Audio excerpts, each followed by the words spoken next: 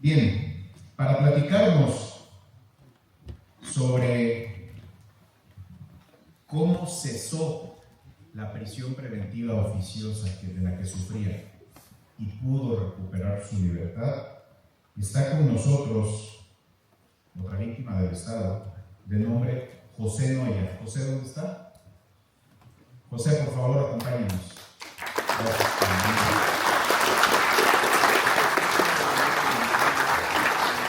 Colegas, los invito a que tengamos un lema a partir de ahora. Digámoslo: por nuestra honra, y por la de nuestra descendencia. Por nuestra honra y por la de nuestra descendencia. Gracias.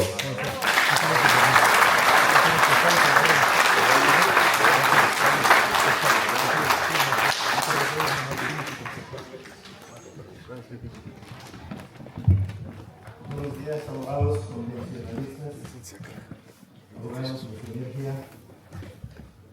Agradezco mucho la invitación que me hizo el licenciado para venir a platicarles un poco de mi caso, un caso de los muchos que hay seguramente en el país, de las muchas víctimas que seguramente siguen en prisión, que desafortunadamente y por no tener una defensa adecuada no han podido recuperar su libertad. Yo creo sinceramente que, como lo ha mencionado el señor juez en retiro, que ustedes, los abogados, son un pilar muy importante en la sociedad. Nosotros, como ciudadanos que nos dedicamos a trabajar, a vivir nuestras vidas normales con nuestra familia, como fue mi caso, jamás me imaginé que iba a pisar la prisión. ¿Por qué? Porque no tenía ningún motivo el por qué llegar a un lugar así. Yo me dedico a trabajar en la industria petrolera, en las herramientas petroleras, viajo a Tabasco, no sé, Campeche, a Villahermosa, voy a Tamaulipas, a todas las zonas petroleras, ¿no? Desafortunadamente muchos de estos lugares son muy peligrosos actualmente. Hay bandas del crimen organizado que se dedican a secuestrar, que se dedican a robar. Bueno, en Villahermosa, por ejemplo, si uno tiene una base con equipo adentro de su base, que esté barrada, llegan un comando armado con grúas y camiones y gente armada y se llevan el equipo. Así de esos niveles, ¿no? Entonces, también han secuestrado a muchos compañeros, a muchos conocidos míos que están en el sector petrolero de Villahermosa. Entonces, en lo que me pasó a mí fue un día común y corriente, el día 15 de febrero de 2020, un sábado, que por cierto me dirigí a visitar a mis papás. Mis papás viven en la ciudad de Pisaco, Tlaxcala. Yo vivo en la ciudad de Puebla con mi familia. Entonces nos fuimos a visitar a mis padres para comer con ellos. Tratamos de llegar a la hora de la comida, aproximadamente 12:30 de la tarde. De repente, ya para llegar a la casa de mis padres, nos topamos con un par de camionetas que estaban en un semáforo, ¿no? Una Homer negra y una pick-up roja doble cabina. Cuando yo vi esas camionetas en el semáforo, me percaté de que en ambas camionetas iban al menos 4 individuos en cada camioneta. Entonces, ellos nos observaron, vieron nuestra camioneta que llevábamos. Bueno, no era una camioneta tan lujosa ni nada, pero era una camioneta nueva, ¿no? Se acercaron hacia nosotros, empezaron a ver que éramos una familia, que iba mi esposa, mi hija de 15 años, mi hijo que iba manejando, y yo venía atrás de la camioneta. De repente, cuando avanzamos, ellos nos empezaron a perseguir. Pero nos dimos cuenta que era una camioneta roja nada más la que nos venía persiguiendo. Desgraciadamente, un par de cuadras adelante, nos dimos cuenta que también la Homer negra nos iba persiguiendo. Entonces, no se pueden, quizás alguno de ustedes haya vivido alguna experiencia así, pero es una situación muy extrema de alarma y miedo el ver que 2 camionetas te van persiguiendo. cuando te das cuenta que no nomás es una, la pick-up roja que pensamos que pues venían borrachos y que nos querían, no sé, a lo mejor, no sé, agredir, pero no de alguna manera extrema como después lo vivimos, ¿verdad? Cuando nos dimos cuenta que también iba una joya negra persiguiéndonos, que eran ya 8 tipos, en 2 camionetas, entonces tratamos de huir de ellos, dimos vuelta por las calles de la ciudad de Apizaco antes de llegar a la casa de mis padres, pero ellos nos persiguieron así como en la película de Rápido y Furioso, ¿no? Pues nuestra camioneta era una camioneta que corría bastante, tampoco podemos correr mucho porque es una ciudad, una zona urbana, las camionetas no se nos despegaron. Después de eso, cuando tratamos de meternos a la casa de mis padres, ambas camionetas nos encerraron, nos acorralaron. Inclusive la Joya Negra se metió en sentido contrario para acorralarnos y cerrarnos el paso mientras la pick-up roja nos venía persiguiendo por la parte de atrás.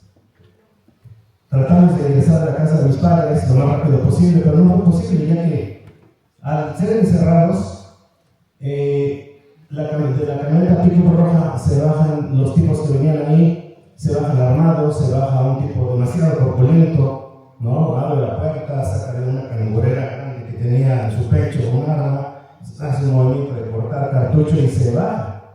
Entonces de salir yo acompañado por mi hija de 15 años, mi hijo de 21, mi esposa y yo, mi temor más grande fue que lastimaran a mis hijos, que los mataran, que les dispararan o que se los llevaran.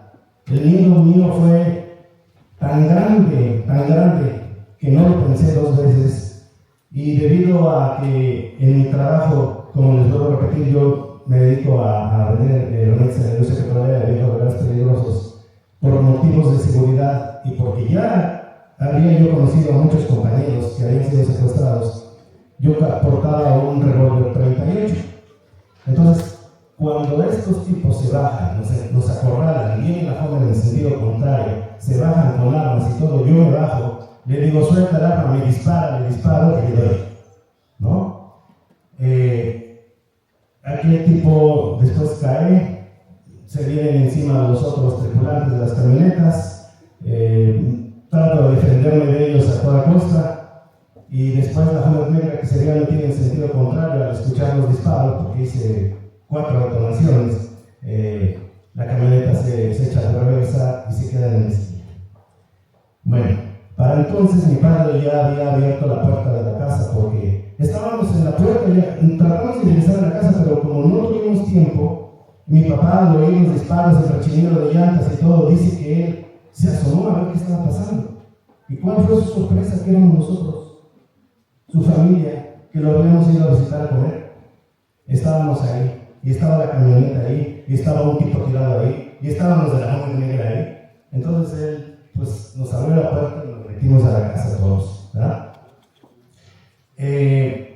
Después, unos minutos después, llegó la policía municipal y nosotros pensamos, qué bueno, porque así se va a aclarar esto y vamos a demostrar que estos tipos nos persiguieron, nos van a ayudar, pero fue todo lo contrario.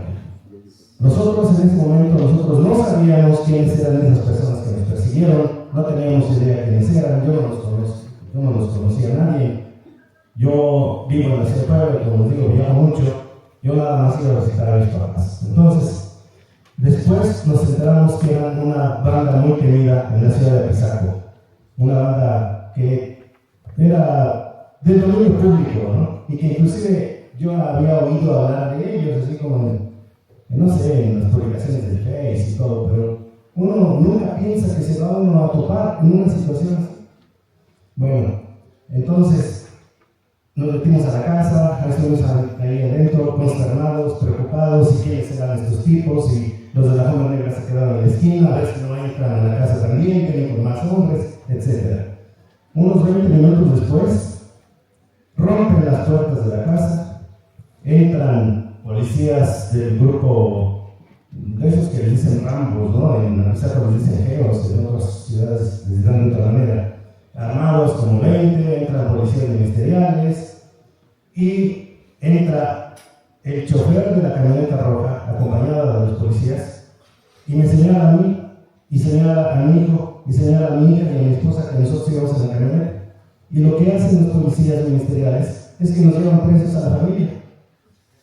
Nos llevaron presos, a mí me consignan a las 48 horas al Cerezo, y lo que más me duele y me intriga es que por qué a mi menor hija de 15 años la consignan al tutelar, que como cómplice de homicidio calificado. Cabe señalar que estos policías entraron sin ninguna orden de cateo. Hace un ratito oí hablar al juez, que se pida que los policías ahora tengan cámaras para cuando hagan las órdenes de cateo. Pero cuando no hay ni orden de cateo y se meten así, o sea, es totalmente reprobable.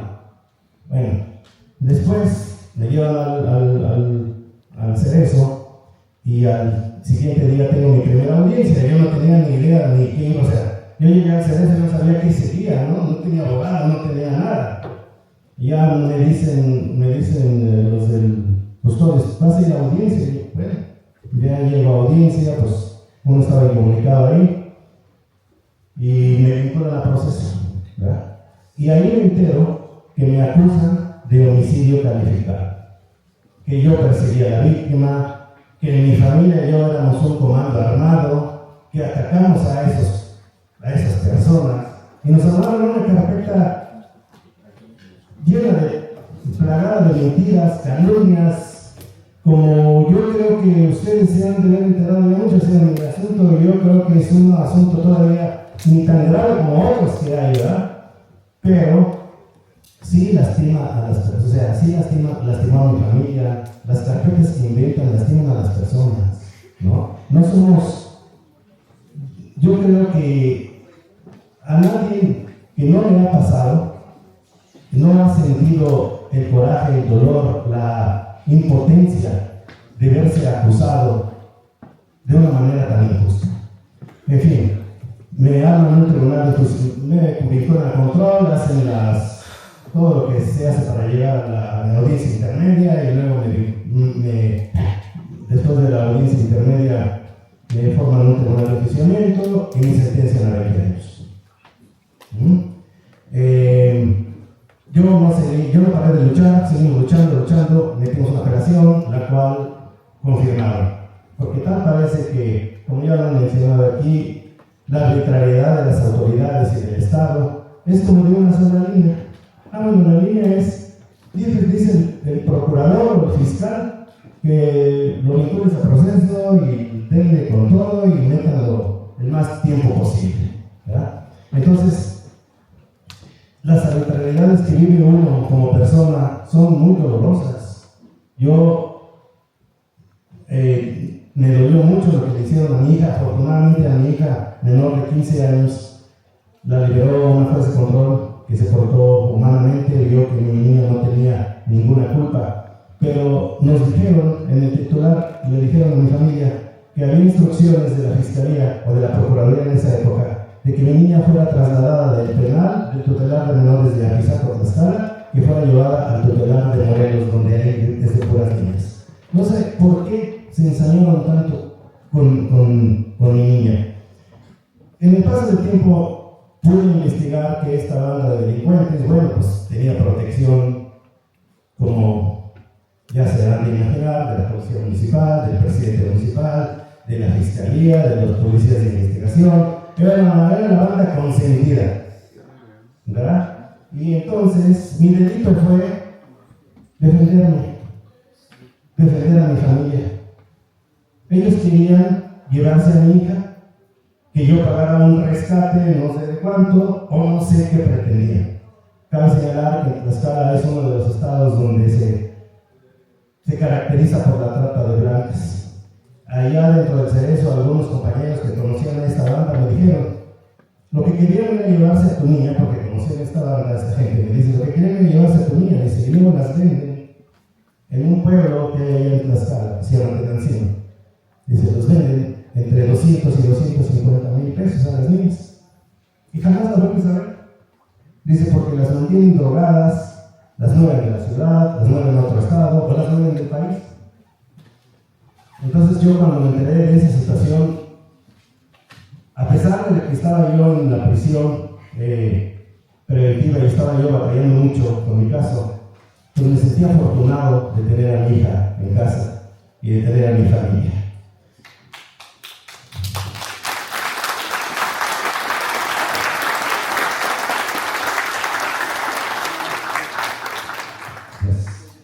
Bueno,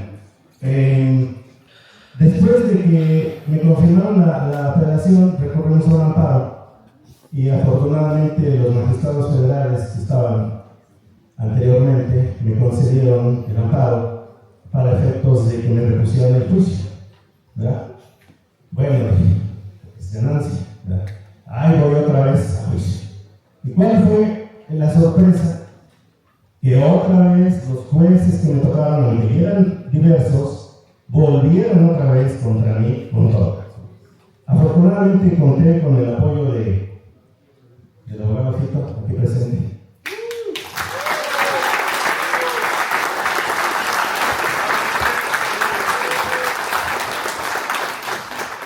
Recuerdo que cuando iniciamos el juicio por segunda vez, llegó el abogado Fito, se sentó ahí en el lugar del señor de los abogados y empezó a hablar que él pedía para mí el cese de la prisión.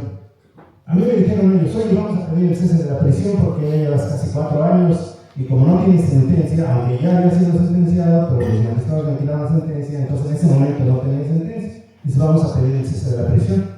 Yo dije, perfecto, ¿no? Qué bueno, yo no sabía que existía eso, ¿verdad? Entonces, piden el cese de la prisión. Fue la audiencia a las 9 de la mañana. Los jueces lo escucharon y dijeron, bueno, vamos a hacer un receso y a las 3 de la tarde resolvemos. Me llevan de regreso a las 3 de la tarde, volvemos a iniciar la audiencia y dice la juez, después de leer un rollo grandísimo, dice, se concede el cese de la prisión. Ah, perfecto, nos vamos, ¿no? Bueno, y algo que me manifestaron en el Ministerio Público, sí, su señoría, aquí tengo una carta que me mandaron, que me hicieron, bueno, que hicieron unos policías de investigación, y la carta decía que yo había mandado amenazar a las víctimas, a la viuda, al hijo, y esa carta era una carta tan vulgar, firmada simplemente por 2 policías de investigación, un comandante y otro ayudante del comandante. Entonces nos dan vista de la carta. El abogado argumentó que le había preguntado al Ministerio Público si había algo que correr el traslado y el Ministerio Público dijo que no. Bueno, entonces la juez dijo, en vista de los acontecimientos, se le quita la prisión preventiva oficiosa, pero le damos la justificada. Y me volví a quedar, ¿no? Entonces, bueno, el tema mío es, ¿cuál es la diferencia entre la prisión preventiva oficiosa y la justificada? Para uno que está como PPL, es lo mismo. Pero la prisión preventiva justificada para mí, por lo que yo vi, es igual que la prisión preventiva oficiosa, pero agregándole más mentiras, más calumnias, más corrupción, agregándole bajezas a una acusación. Yo quisiera que ustedes como abogados pudieran actuar de una manera en la que esa farsa ya se acabe, porque es una farsa lo que hacen los CNPs, ¿no? Los CNPs, los policías de investigación, los fiscales, en las que argumentan mentiras para poderlo tener a uno más tiempo ahí retenido. ¿Por qué? Pues no sé si porque les da gusto, porque es su trabajo o porque es lo que deben de hacer, pero yo no creo eso. Yo creo que debemos de vivir en un Estado de Derecho donde se respeten las garantías de los ciudadanos, donde nosotros que hemos tenido estas desgracias de vivir esta situación, como en mi caso, que defendí a mi familia, ¿verdad? no haya más víctimas, así como yo. Bueno, para terminar, nuevamente, el abogado Fito y me ayudaron a denunciar a estos jueces. Los denunciamos ante la Fiscalía General de la República por diversos delitos que ahorita no recuerdo, que fue, creo que, abuso de autoridad y otras cosas, ¿no? Entonces pedimos que los jueces los cambiaran, pero no recusaran, ¿no? Se recusaran esos jueces que nosotros denunciamos. Entonces, se hizo otra audiencia en la que finalmente pudimos recusarlos y se formó nuevamente otro tribunal de enjuiciamiento para mí. Ya con esto era el tercer tribunal de enjuiciamiento. Bueno, se forma el tercer tribunal de enjuiciamiento. Nosotros tenemos las pruebas, tenemos los videos de cómo nos persiguieron, inclusive los subimos a YouTube y se hicieron virales. Mi hija los subió, se hicieron virales en el estado, estuvieron rodando mucho tiempo. En TikTok tuvieron más de 1,5 millones de vistas, en Facebook como 720,000, en YouTube, etc. Entonces, esos mismos videos los metimos como pruebas. Nosotros siempre tuvimos los videos, pero en el primer juicio no nos dejaron incorporar por cosas técnicas, que un oficio, que no sé, como la defensa que tenía yo en el primer juicio no me apoyó como debería de ser, pero no nos pudimos incorporar. Finalmente, en el tercer juicio incorporamos los videos y con la buena defensa que tuve, logré mi libertad. Salí en abril de este año.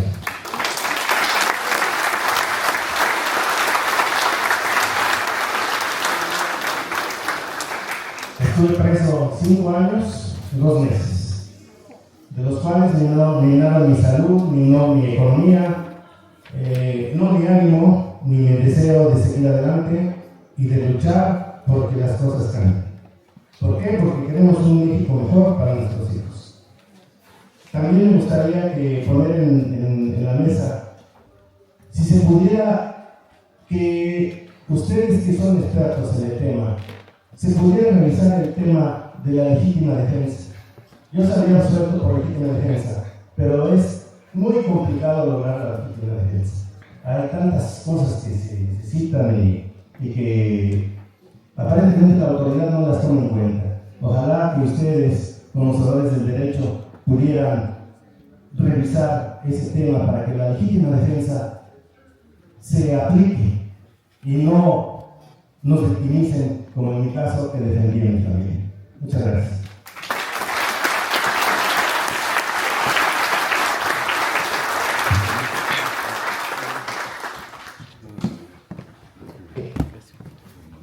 ¿Se vale hacer expresiones coloquiales aquí en este foro? Sí.